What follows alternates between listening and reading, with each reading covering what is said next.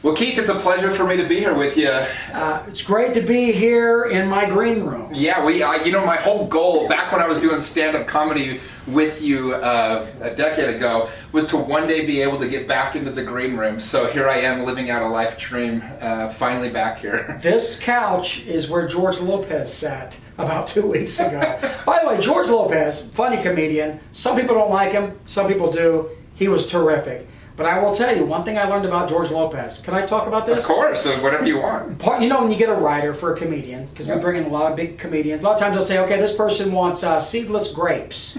You got it. Do people really have those requests? Yeah. Because I even sometimes, not often, even when I do a gig sometimes, I go, what do you want in the grape? I go, you know what, how about a Reese's Peanut Butter Cup and a Diet Rockstar? Or whatever, or just water's fine. But so George Lopez, specifically, I had to have an iron and an ironing board and one of those steamers, you put the water in like that. So I'm what? This is crazy. So I talked to his agent, his road manager. I said, what is that for real? Does he really, do I have to have that for real? Yes, he does. I said, why is that? He said, you'll see. So, you see that ironing board right there? I do see that. That's the ironing board. As a matter of fact, I had to have a rack too. So you see that over there? You guys at home can't see this, but I had to put up a rack in here too. And before he goes on stage, it helps him relax. And he wears nice clothes. He dresses up, okay? So he steams his shirts and his suit and his pants and irons them. And he does that right before he goes on stage. So you're in the green room, and this is the same green room where George Lopez steamed his clothing. Well, I feel that much more special than I thought I was going to. No, it's so fun. We met, I think it was probably 13, 14 years ago. I imagine. You have owned Wiseguys Comedy Club here in Salt Lake for how many years now? We opened in 2001. 2000, wow, so 17 years. Yeah, 17 years. Still in business, kind of. You guys are thriving. Back when I started, it was a kind of. You know what? It's like I told Bob Evans on Fox 13 today. It's not. It's, man. Look, you know what I'm talking about. I don't. If I make money, I make money. If I lose money, I lose money. I don't get a paycheck from anywhere. So it's day to day, man. It's like if things are good today, I'm worried about tomorrow.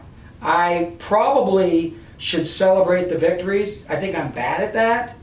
I think I should be better at that, but I don't. Whenever things are great, I'm like, yeah, but what about tomorrow? So why is that? Because I'm a big believer in celebrating the victories. I take time and I go travel and I go do things that are on my bucket list and things like that. Because I do believe you have to reward yourself. There was a quote I heard one time. It's, if we forget to take pleasure in this earth, we might forget the reason we have to save it, or something along those lines. And it's like the idea of we want to do good with our lives, but if we don't enjoy all the stuff that we're doing, we might forget. You just described me. I do not enjoy the journey. And I should. And you're right. He's right. You're 100% right. But I don't know what it is. It's probably just my own, everybody's got their thing, right? Yeah. Where they're jacked up a little bit. Well, it probably helps your comedy, though, because you kind of have to have a little bit of pessimism to really watch the world and the problems with it and turn it into a good, fun joke, right? Yeah, if things were great all the time, I think it would take some of that edge off. However, that being said, I wouldn't mind enjoying life a little bit, but it's pretty wound up. Well, that's the business side of it. Well, let's back it way up, because one thing, when I first met you, I knew you as the owner of the club, but also you do your own stand-up comedy. You've been doing this forever. For a long, long time. But how did you get into stand-up comedy? I think a lot of people see stand-up comics. I know for me, I just went to an open mic night, which is tonight, by the way, here at Wiseguys, and I just told a few jokes, and a few of them worked. I had enough friends in the crowd that some people laughed, and I started kind of trying to work on it. But I never really jumped in where I was headlining like you do all the time. But how did you start your journey to stand-up comedy? As a kid, I enjoyed comedy. Big family. I would make people laugh, kind of. Not a lot, but some. But my family was pretty funny. A lot of people say that, but we had a lot of funny people in my family. And I messed around with it a little bit. I started doing impressions in high school. Horrible. I did Howard Cosell. This is how old I am. I was doing Muhammad Ali, Richard Milhous Nixon. Can you still do any of them? No. Well, I couldn't do them then either. But no, they're horrible. But I dabbled with it. And then I went to BYU for one semester unceremonious. Is that even a word? Sure. It wasn't a great semester. Did you leave or did they leave? No, it just was not. It wasn't great. Yeah, I didn't even get in, so if it makes it feel I got in, I was on academic probation going in, which is almost impossible. Yeah. It's like saying, you know what, Keith, it's not going to work out. We know it's not going to work out, however, we'll take your money. We know you can stay over there in Helaman Halls, you can enjoy it, go to a couple dances, a little sock hop action. No, it was bad. But I will say this, I wish I had stayed at school. Really? From a business standpoint, not just business standpoint, but life standpoint. I just think it's good to accomplish things. I think it's good to see things through. Even like I'm an Eagle Scout, no one cares, but I care from a standpoint of I did it. I started it and I did it. And I think not that you learn a million things as a Boy Scout, but what you do learn is to accomplish something and see something through. So to me, that's the... No, there's honor in, like, you know, because every single thing worth accomplishing has those tough moments in it, right? Whether it's building a great relationship, a spouse maybe, or a business or school, whatever those things are. So yeah, I agree. Like, if somebody said I'm an Eagle Scout, I don't really care if you know how to use a compass. Right. But the fact that you went through and finished that, there's some skill or some kind of attribute you have that allowed you to finish that is honorable, that would be good for anybody looking. And I feel the same way about college education. A lot of times, because I don't have it, but other people go, oh yeah, I got my bachelor's at wherever and it's a waste. I go, man, I tell you, I think that's great. And I look at it differently than even the way they look at it. I think they kind of, crap on it a little bit. Yeah. I didn't get anything out of it. Well, you accomplished it. I can't believe you did it, because I did one horrible, I saw my report card the other day. It was a 2, I don't know what it was. It was 2 something. It wasn't 2.5. It was less, whatever. I don't know how they grade it. That's probably why I didn't do well. Well, it's funny, my dad, he always wanted me to go to BYU, and I didn't get in. I couldn't get in. Like, now it's very difficult to get into BYU. And it was funny because a couple of years ago, they asked me if I'd come speak to their business school on networking. And so I actually was speaking at the school I couldn't get into. Right. And I was like, I think my dad can finally be proud of me. Yeah. No, that's cool. How did it go? It went great. They asked me to come back every year. Yeah. So Ferris Bueller. What does that mean? You're Ferris Bueller. I've said this. My wife, even when I told my wife that we were going to be sitting down chatting today, I said, I have always called you Ferris Bueller. Like when I first met you, people may know, you used to sell meat. Yep. Door to door. And then I would turn around and I'd look on TV and there's Jimmy Rex at some BYU game in Denver when Jimmer's playing. Then I would turn around, you're at the Jazz game on the second row, and then you'd go to World Series. You're like Ferris Bueller. It's not a slam. No, I'll take it. It's a compliment. Ferris Bueller lands on his feet all the time. That's you, Jimmy Rex. I like that. I'll take it. I'll take it. So you grew up in a family that joked around a lot. You kind of had a comedy, but I think that's important because you learn to find the humor in any kind of life situation, right? Yeah. And so after BYU didn't work out, you go into business? Yeah, I sold door to door. I sold attic insulation. Oh, wow. What do you need to know? You need to know anything? I don't know that there's much of a story in attic insulation. No, I sold attic insulation door to door down in Southern California. I would knock on people's doors and see what their bills were, if their electric bill and gas bill was one of those things, and did that. And I sold peepholes door to door while I was down there too to make a little cash. And I talk about it in my stand-up comedy, but it's true. I would go buy like a bag of peepholes and I had a drill, and I would go door to door and ask people if they want a peephole on their door, and they would say, no. And I said, well, if you had a peephole, you'd know not to answer the door, right? Which is true. But I would sell it for like $25 right on the spot. So I did that, and then I decided, I saw the movie. This is ridiculous, by the way. Do not do anything I've done.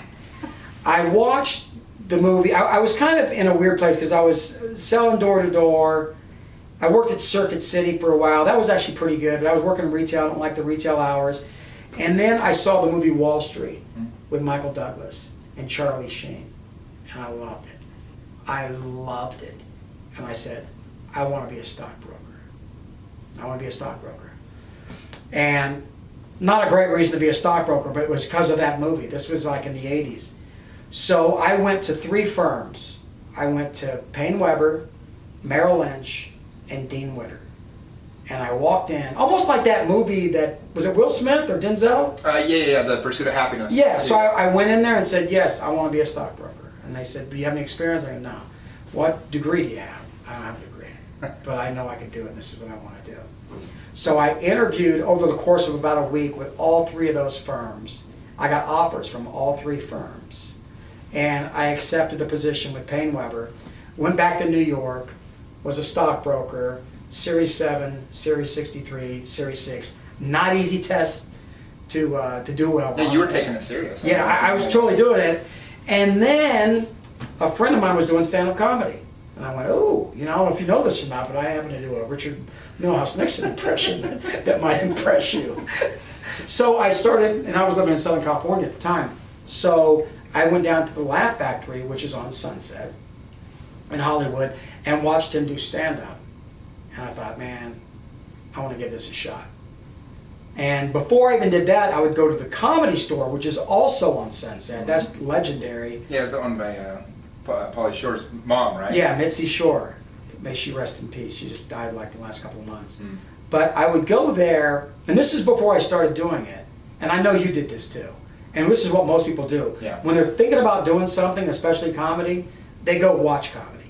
And I would go there, and they have different comic every 15 minutes at the Comedy Store from like 8 p.m. to 2 a.m.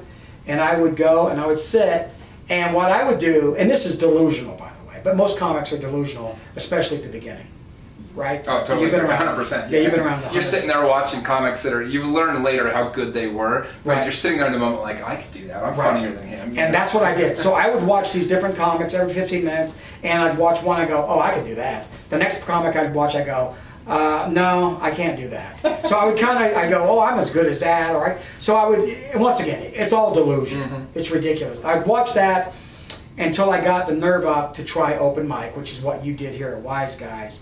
And I started doing open mic night, amateur night, while being a stockbroker. So I was a stockbroker during the day, and then I would go do open mic nights. I did the Improv, Laugh Factory, Comedy Store once, and it didn't work out great.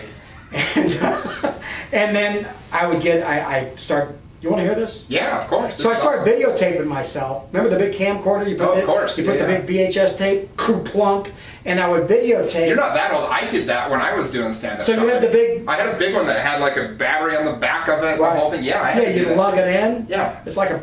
I'm closer to your generation than the ones filming on your cell phone, Keith. Oh, so I would go do open mic and I would film myself, and then I started getting sets that were good enough on videotape, 3-minute, 5-minute, 20-minute sets that were pretty good. And then I would take a big padded envelope, one of those big ones you get over at UPS store or wherever, and I'd write up a bio saying, oh, this is who I am, this is how great I am. Fiction, just a bunch of lies. You put a bunch of lies on a piece of paper, you slide the videotape in this big envelope, and you mail them off all over the country. Now, you could send a link, right, via email. Yeah, well, my brother Matt, he was a 2-time state MVP in baseball, and he had to do that with his recruiting videos. I remember my dad and mom stuffing envelopes with VHS tapes, and they were sending them all over the country. So same kind of thing. And that's what I did, and then I would follow up with a phone call, and hopefully they would say they looked at my tape, and some would be positive and say, yeah, that was great. And other ones would be like, check back in a year, which is fair. They probably all should have said that. In retrospect, you look back and go, wow, I was farther along than I should have been at the point I was doing it. But I started doing stand-up later. I started when I was 31. I didn't start when I was 20. Like, guys now, not everyone, but a lot of people getting into comedy seem to start younger to me. And maybe that's just because I'm getting older, but they seem younger.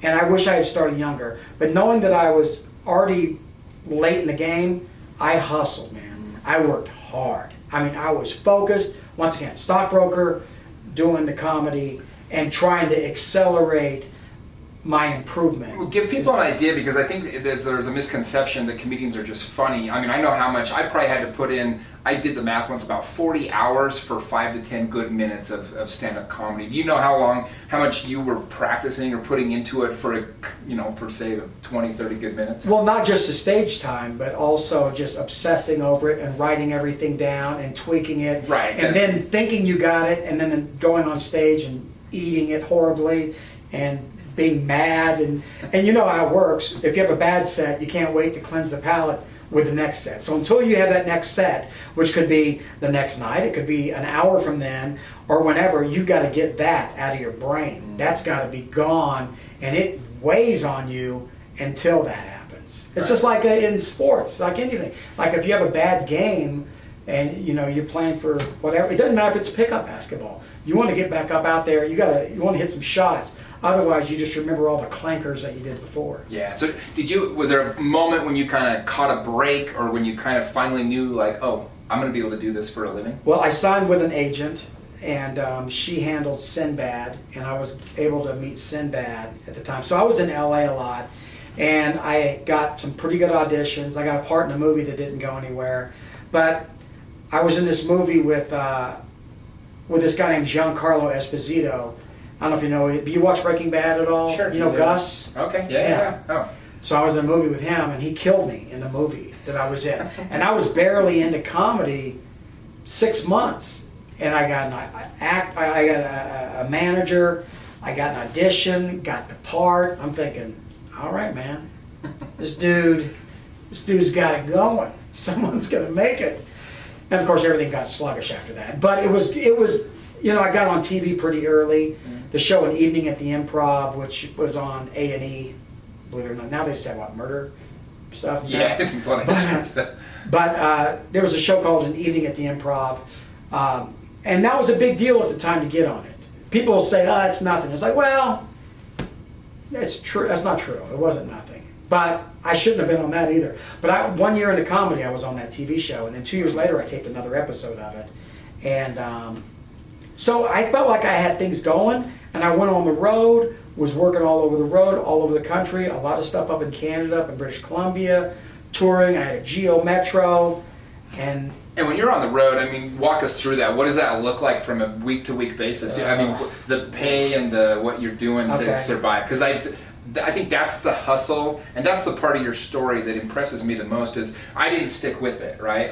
I decided, you know what, there's some other things I want to do with my life. Right. But it was that hustle that you did, that going all over the country, that I just didn't want to put that effort in. Yeah, it's not easy. And I know people that are fantastic. They're so funny, and they're not making squat, money-wise. Now, it may be what they want to do. They also may be stuck. It's possible that when you don't have a job for 20 years and all you're doing is stand-up comedy, and your only skill is stand-up, which is a great skill, but if you're not going to be able to monetize that some, then you're in a pickle. So when I went on the road, and the money's the same now, by the way. So when you do one-nighters, so if you go to Elko, Nevada for a night, or if you go to Fargo for a night, or if you go to Leavenworth, Kansas for a night, or Beaumont, Texas, or Nacogdoches, all those places, and I've been to all of them, they pay the headline $200. And the opening act, it's usually a two-person show when you go on the road like that. The opener gets $100.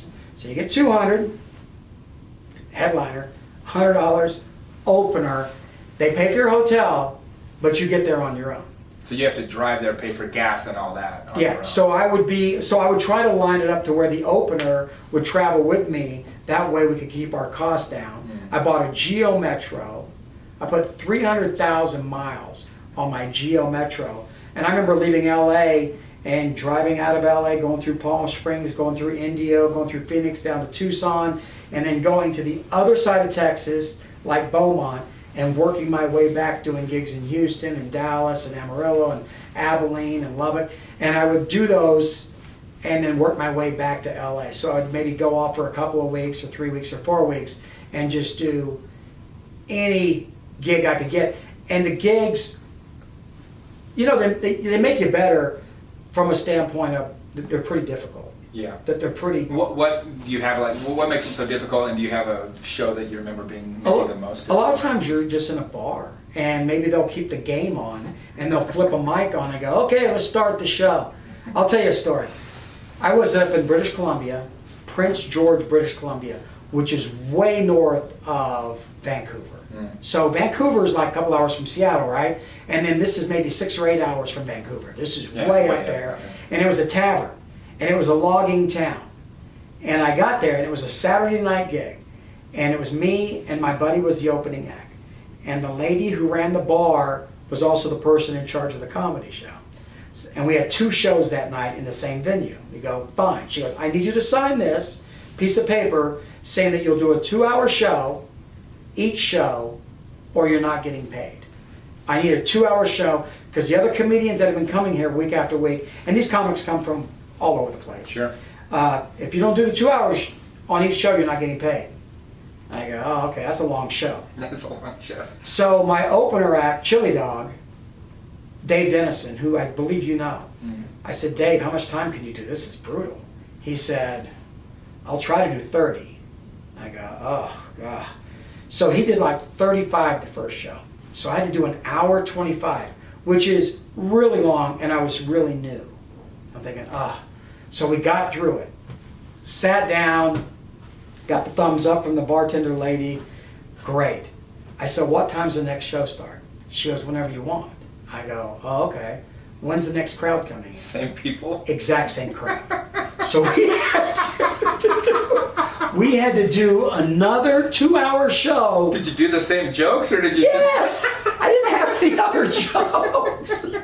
I didn't have any. They were drunks. Yeah. A lot of them. It was an old, believe me, this is, I don't care if you drink. I'm just telling you. That's what it was. So I said, Dave, Chili Dog. I go, dude. And he was like, he was getting sweaty and like, oh, I don't know what's going to happen because we got to get paid. We're in the middle of nowhere. So Dave got up there and whimpered through like a 20-minute set.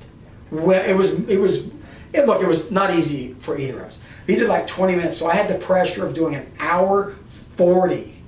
And they had just heard my weak act. I had to do it again. I did a joke my secret was a joke contest. So all these people, I go, hey, who's got the funniest joke? And I brought up people from the audience. Yeah, I was going to say, you have to improv some kind of interaction at that point to just stall 45 minutes. So they came up and they would tell these horrible jokes that were just filthier than anything you'd ever heard in your life. They would tell these filthy jokes, and I kind of got through it, and we finished it and got paid. But stuff like that would happen, but it does make you better. Oh, yeah.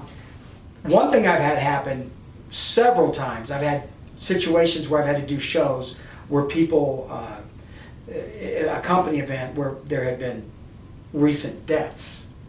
I had a gig, living in Salt Lake City, had a gig in Wyoming, and it was like past Cody, Wyoming, way up. I think it was like 8 hours. And it was a private gig, so it paid like $1,000. So I was like, okay, that's pretty good money. I get $1,000, and I took one of my buddies with me to open, and I got in my car. I didn't have the Geo Metro at the time, but I had a car, whatever. So I drove all the way there, and I get there to the gig, and it's in like a gym type situation. Okay. And I go, hey, how you doing? I'm checking in with whoever my contact was. Says, my name's Keith Stubbs. She goes, oh, I'm so sorry.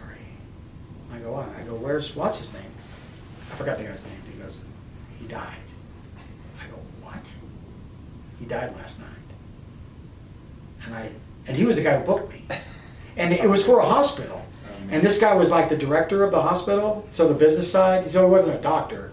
But I said, well, how old? He was like 40-something. I go, oh, wow. You have family? Yeah, they're here. They're over there. It's his wife and kids, and they're all sitting there, cry. It's horrible. I go, look, you just, we cannot do this. No, he was wanted. He was wanted. I go, yeah, but are you sure? Yeah. So they did a video tribute. They put one together. They had someone come sing. And they introduced me. After that? It was horrible. It worked out. And then I had to drive back 8 hours. I didn't even stay in the hotel. I was like, forget it. I'm not going to stay in your dumb hotel. I'm just going to drive back and feel horrible. I got $1,000. They still paid. But it was horrible. Well, you told me a story one time. This is one of my favorite stories. I think it was a high school reunion. Yeah. Tell that story. That's my favorite. Because these stories, I hope people can appreciate them as much as I do. Because this is the grind. And in every business and every career, I think it's important to hear some of these things that you go through and some of these things you experience, but this is what molds you and kind of builds you into that character, where later in life when things don't go your way, you can just laugh them off because you've done a show for a guy whose family just died. Get better. So when things happen, when there's adversity, you go, Well, I feel like I've been here. I've done this before. And a lot of times people, and I'll tell the story in a second, but a lot of times people see the Netflix special and they see the comedian walking out looking like $1 million with the wave and places going nuts. They do their jokes. It's perfect environment. They've got their jokes. They're great comics. The audience is primed and ready to go. But it takes a lot to get to that point. And even those same comics, the next night, may be right back in a situation like the ones I'm describing. Mm-hmm. And it's really a humbling thing that you could be a hero one moment, but you can just be nothing the next. Well, I remember one of the best shows I ever did. I had a couple hundred people. I killed it. Went great. And then I think it was like 2 days later, you had a private gig, the bar in Provo, the Trafalgar, or whatever it was called. Yeah. It had hired Wiseguys, and you sent me and 2 other guys down there. And there was 3 people. 2 were playing pool. 1 was eating cheese balls, those Cheeto balls. Oh, yeah. And we had to perform for an hour and a half, the 3 of us, in front of that crowd. And it was, the word humbling came to my mind because I remember the night before I was like, this is so awesome. I could do this the rest of my life. Right. And that night I was like, I'm done. I never want to do this again. That's how we all feel. Okay, so I get booked to do a gig in Ogden, Utah, just north of here. For a high school reunion. It was like a 20 or 25 year high school reunion for one of the high schools up there. And it was at the Marriott in one of those banquet rooms. So just imagine a banquet room with a bunch of the round chairs with 8 chairs at each table, maybe 100 people there. And I'm running late to this gig. So I get there and I go, hey, I'm sorry, I'm here. They go, okay, well, just start. Go ahead and just start now. Because it had thrown off their schedule a little bit. I go, no problem. Hand me the mic. I go up there, there's no stage, I'm just kind of standing at the same height they are, which is fine, and I'm doing my stuff, and I'm killing. I mean, it's going great. I mean, it's like, this is nothing but easy. It's so easy. So I'm just murdering. And so then I look behind me, and behind me there's this big wall with like pictures of people on the wall that were like their headshots or whatever from when they were in high school or something like that. And I thought, okay, well, this has got to be the pictures of like Miss Congeniality and most athletic and most likely to succeed and all that. So I get up there and I go, who's that? Where's Jimmy? No relation. Where's Jimmy? Where's Jimmy in that mullet? Is he here? Where's Jimmy? I don't see him. You still got that mullet, Jimmy? Nothing. Oh, what is that, Barbara? Hey, Barbara, come on. Where are you, Barbara? And I'm getting nothing. Just absolute zero. Come to find out, that was the wall of death. Those were pictures of people that had died that were from the graduating class, and I had missed a tribute they had just done. So if I had been there a little earlier, I would have known that they just, hey, by the way, we did Cats in the Cradle, we sang a song, we had a moment of silence. You're sitting there making fun of the pictures. And I'm butchering these people, and then, so I'm getting nothing. And this is after, I was doing great.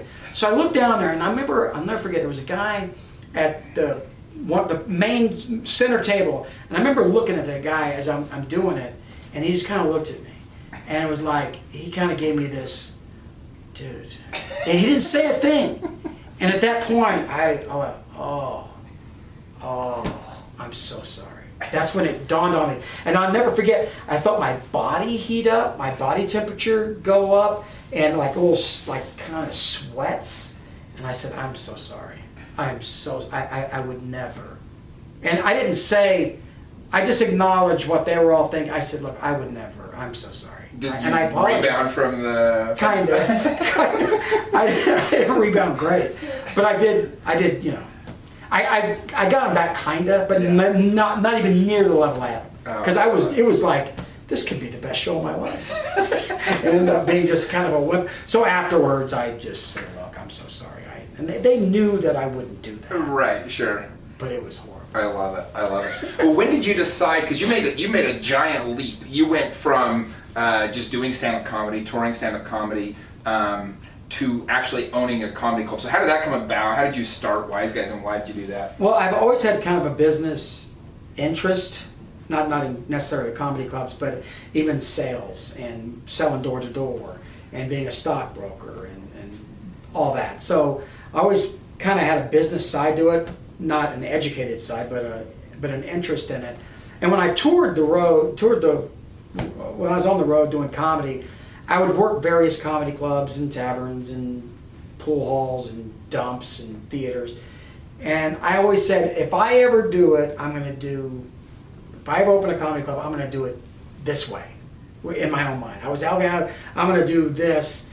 I like what they're doing. I don't like what they're doing. I like what they're doing. I would change that. Not saying I was right. Yeah, but you saw a lot of stuff, so you were able to get a pretty good idea. So I would say, this is what I like, and I would do it based on what I like. I'm not, once again, I would never say that, and I've got the answer, because I don't have the answer, but I had an opinion, is what I had.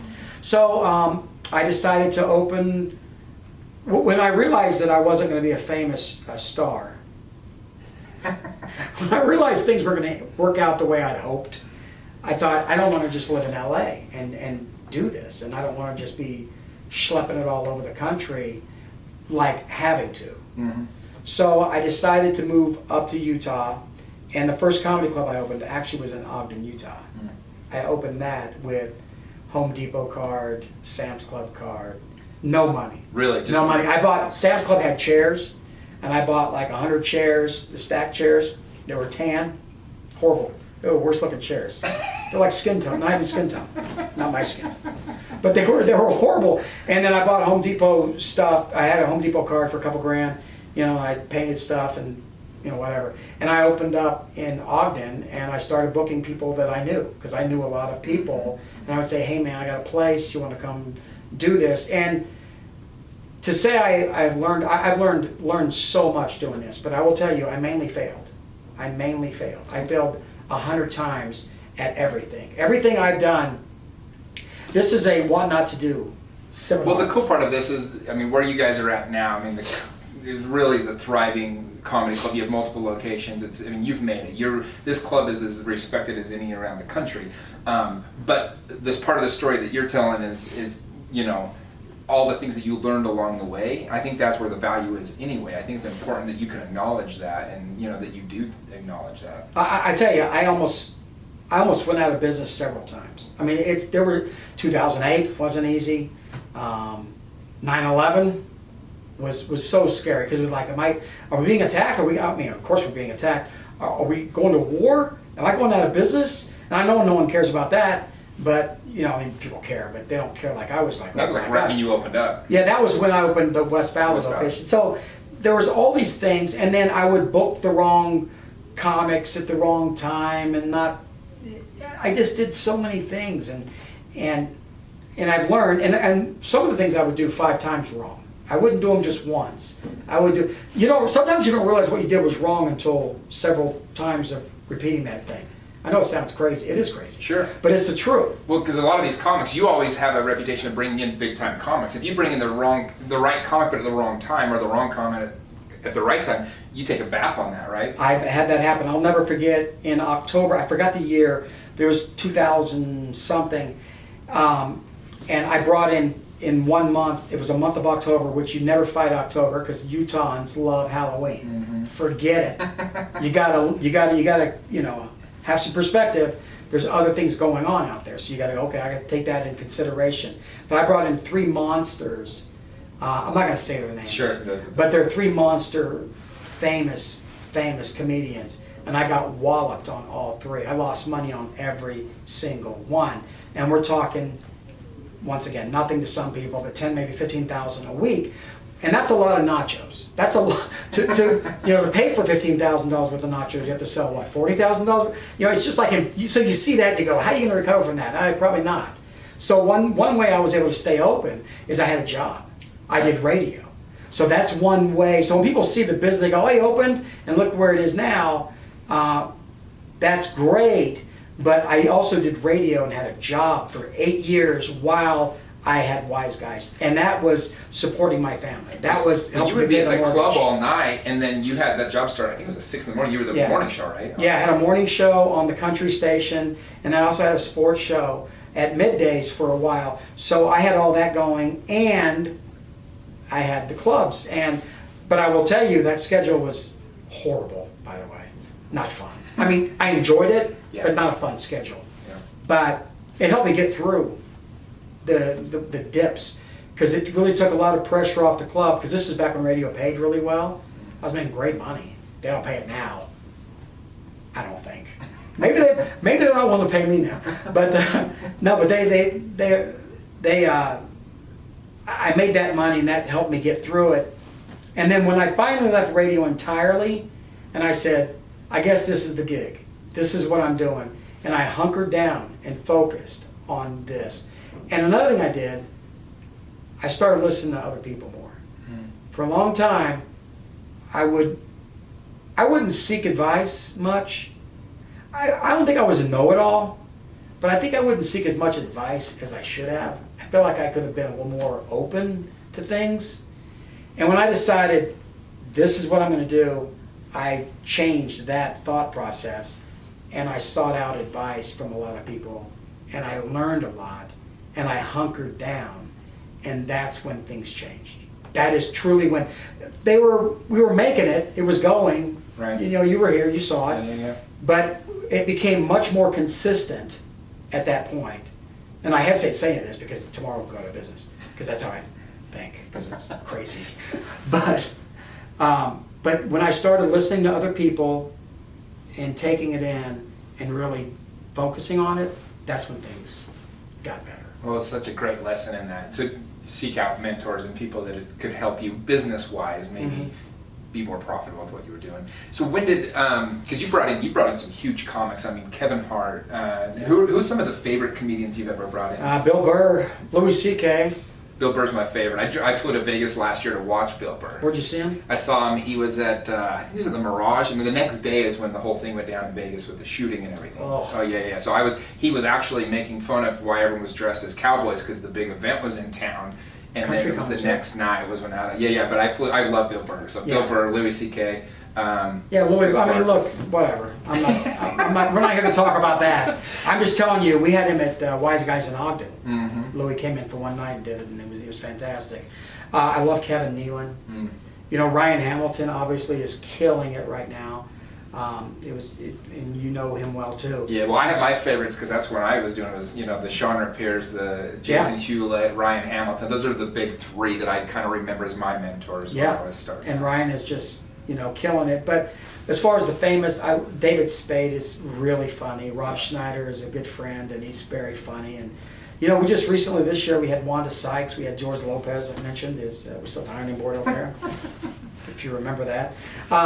But just a lot of good people, and I think a lot of times people that comics get a bad rap. I think sometimes that they're all a pain, and I don't feel that way. I will tell you, some come in maybe they're in a bad mood, but they're people, man. Maybe sometimes you're having a bad day, so I don't expect anything from them other than just to have fun and have a great show. Really, that's it. I don't need to. Yeah. Well, do people, and I think you understand a little better, and they probably helped you so much with building the club because you had that background where you were in their position all that time. And one thing that you've always done really well is give people opportunities. I was nobody. I walked in cold, and you gave me an opportunity to go up on the stage, and it became one of those moments in my life where I said, hey, I might be able to do anything I want because I said I wanted to do stand-up comedy, and I did it. And that was, thanks to you, I've always had a place in my heart for the club. I come in at least once a month because I just love live comedy. There's nothing to me, quite as entertaining as live comedy.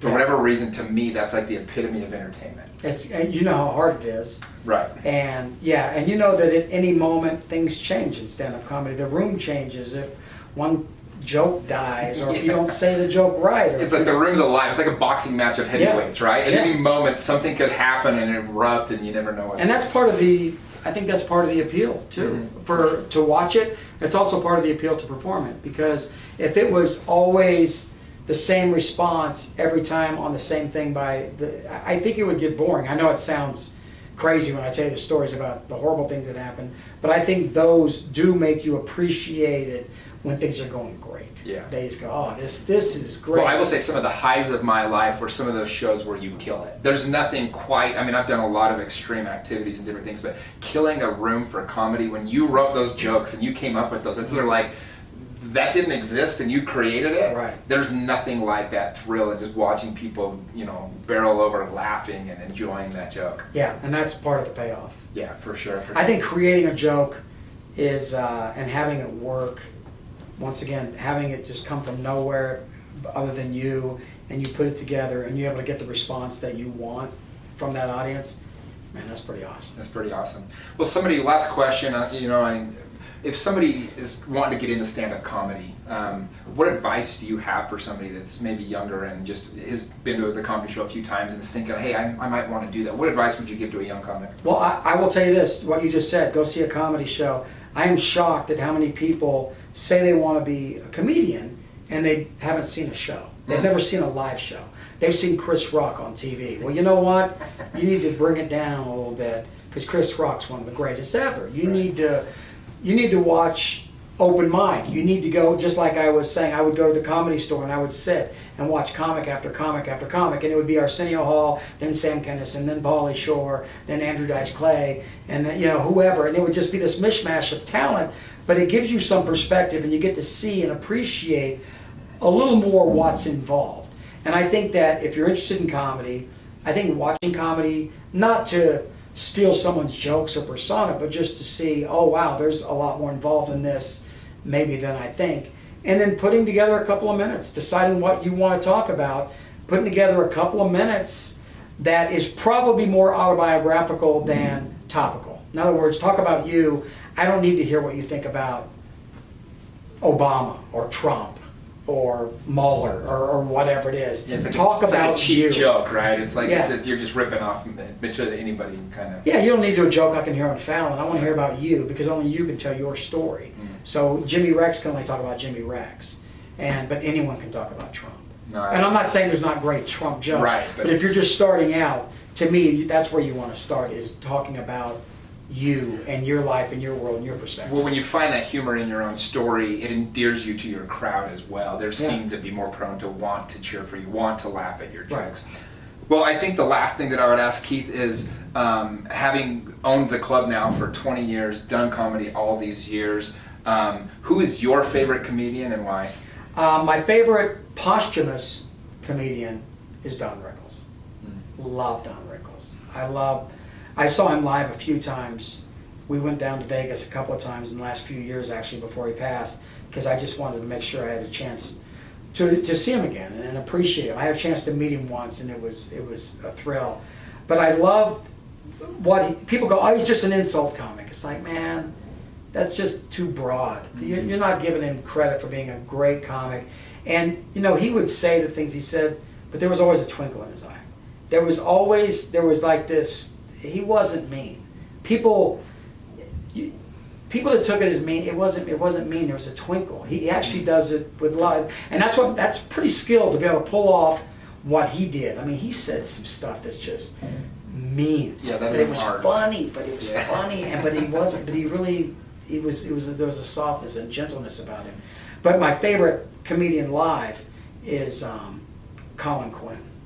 I love Colin Quinn. He lives in New York. He was on, SNL all those years. But so currently, my favorite comic, other than myself, I'm kidding. My favorite comic, Colin Quinn. I love it. That's awesome. Well, thank you so much, Keith. This has been a pleasure. I could sit here and listen and just laugh all day long. Well, thank you. Thank you for all the times you let me get up and do a couple minutes here. Let's do it again. We got open mic tonight. Jimmy, let me see what time it is. Hang on. I'll tell you what time. It's 6:30, so we have a half hour for you to figure out some material. Come up with 3 new minutes. It's been about, the last time I went is when Norm Macdonald came to Ogden, and I'm such a big Chris Farley fan, and they did a bunch of movies together in SNL, so I begged you to, I hadn't done it in about 2 years, and I just said, hey, any chance, and you gave me the opportunity to open for Norm Macdonald. He's fantastic. And he's hilarious, and it went fine, it was great, but that was the last time I ever did stand-up, so I owe that to you. Well, it's, the stage is yours, my friend. That sounds good. All right, thanks, Keith.